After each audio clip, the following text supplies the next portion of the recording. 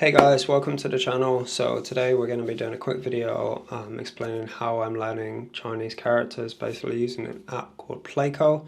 So first things first, you're going to need to buy the Flashcard add-on to be able to do this.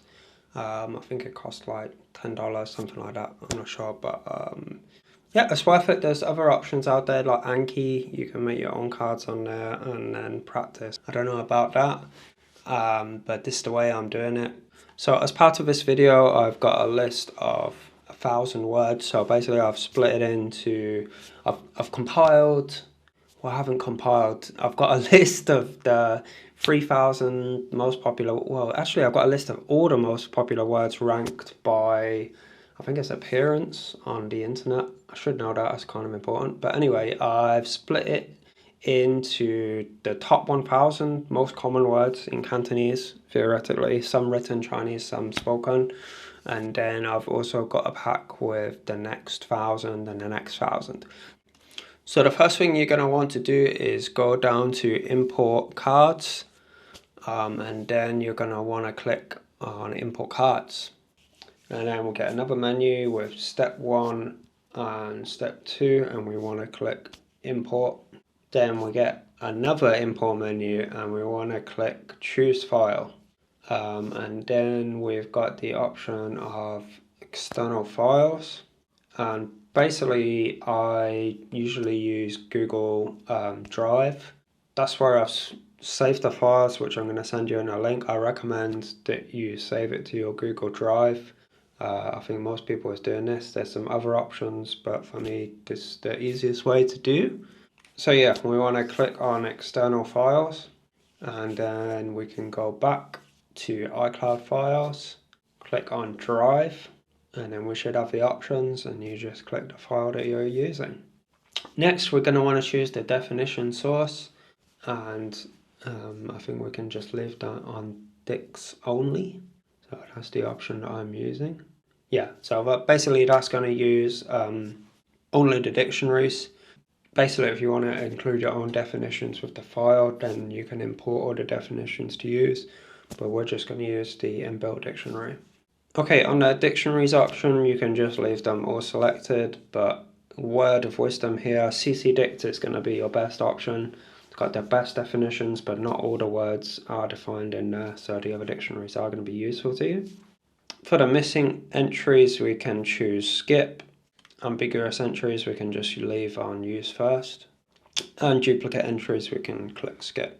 So once we're done and we're sure we've got the correct file selected, that should appear now in and just under choose file, we can click begin import, and you'll get a little pop-up with all the words. And the first entry you should see like a // it should say 1,000 word, something like that. That is going to be the name of the file. So if you want to change the name of a file, you need to alter the Excel file or the Google Sheets file, and you need to set your own username here just after the --. So once we've got that and we're happy with that, we can click yes, and then the import should begin. Okay, and then the import's finished. We should get a little pop-up like this. Okay, now we can navigate to the menu again and go to Organize Cards, and we should see a folder with the name that we had at the top of a spreadsheet like I just showed you. If we entered into the folder, then you should be able to see the words obviously included. If you click on one of the words, then you'll see that it gives a definition, and it also says which categories, which folders this word is contained in. So then we can go to new test, and I'll explain a little bit about the test settings I'm using. So if we press the card categories, we'll get the different folders. So here's where it's going to be important to separate them.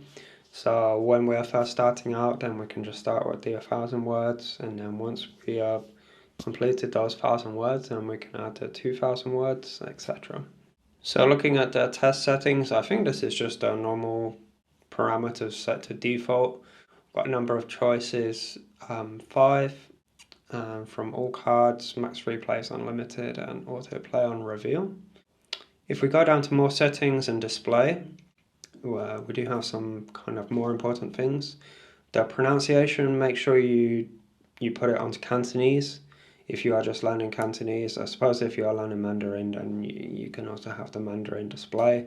But for me, it's a little bit confusing to learn both, so I just tried to stick with that Cantonese. So that's just about it really. I mean, all the other settings I think is just the same here, but I'll display them just in case you want to copy mine, but I think they're all pretty much default. So when we're doing the test, there's a few different test types, but this one I think is the best. It's just what you expect from a flashcard system, I guess. We've got lots of choices. So first of all, you're going to have to pick the pinyin, the yuping, the romanized version, and then if you get that right, then you have to pick the definition as well to get it correct. And that's going to review that automatically, spaced repetition using all this kind of method, and then you are just going to pick up the words naturally. Of course, you're going to need to practice this on pretty much a daily basis for it to start to sink into your memory. Sometimes the definitions is not correct, like I was talking about the dictionaries before, and CC Canto is usually the best definition. So if you see this CC in the corner, that means it's using the CC Canto dict. So look out for that blue lettering in the corner when you press the word. And then also if you press the button in the top left, the kind of forward arrow, then it will take you to the word in the dictionary. That will bring up the file in the dictionary and we can see all the different definitions from different dictionaries. Now, like I said before, sometimes the definitions are not great from the other dictionaries, so if I'm a bit unsure, I will towards the CC Canto. Basically, a lot of the words I will do. So you can press this plus button, it will say duplicate card, then you can press card info, change dictionary entry, and it will give you an option to choose the definition that you're using. So this red lettering here, it will let you choose the definition that you are going to use in the flashcards. If you're really struggling with that, you can also create your own custom definition. So it's not a perfect list. Some of the words is very written. Some of them is quite strange that I can't really explain, but just roll with it. Quite often when I'm learning, we will kind of study the characters individually, so quite a lot of words usually will be made with 2 characters. It's just some kind of pattern. Usually a lot of the words comes in 2. Of course there are some words with 3 and some characters with 1, but usually the single character is kind of like a concept in a way. But anyway, so we can click on the single character and then we've got some tabs with like dictionary, characters, words, sentences. We can click words and we can see all the words which is using this word. So then give you a better kind of understanding of the meaning. Sentences, personally, I just think they are practically useless.